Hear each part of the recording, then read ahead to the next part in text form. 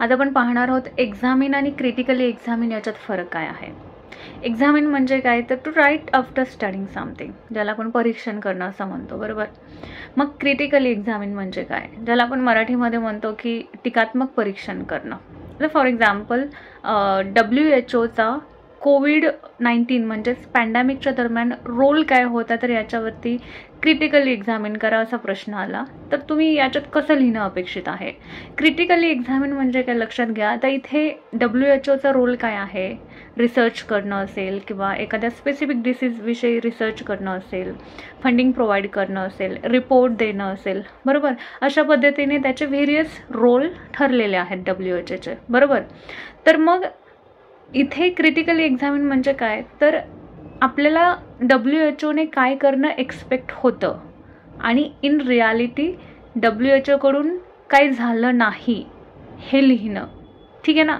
तर दोन साईड आहेत, म्हणजे WHOची भूमिका काय असायला पाहिजे होती आणि ते काय करू शकले नाही हे लिहिणं म्हणजे काय, तुम्ही त्याला क्रिटिसाइज करायचं आहे, त्याचं टीकात्मक परीक्षण करायचं आहे, ठीक आहे ना। म्हणजे काय एक्सपेक्ट होतं बट ते झालं नाही, ठीक आहे ना, किंवा कुठे लॅक केलं, हे म्हणजे काय आहे की ते क्रिटिकली एक्झामिन करणं आहे, ठीक आहे ना। सो अशा पद्धतीने एक्झामिन आणि क्रिटिकली एक्झामिन याच्यातला फरक राहतो। Then we come next to the comment. कमेंटमध्ये काय करायचं असतं, जेव्हा कोणत्याही क्वेश्चनमध्ये कमेंट करा असे येतं तर कमेंटमध्ये काय करायचं आहे तर तिथे तुम्ही ओपिनियन द्यायचे आहेत।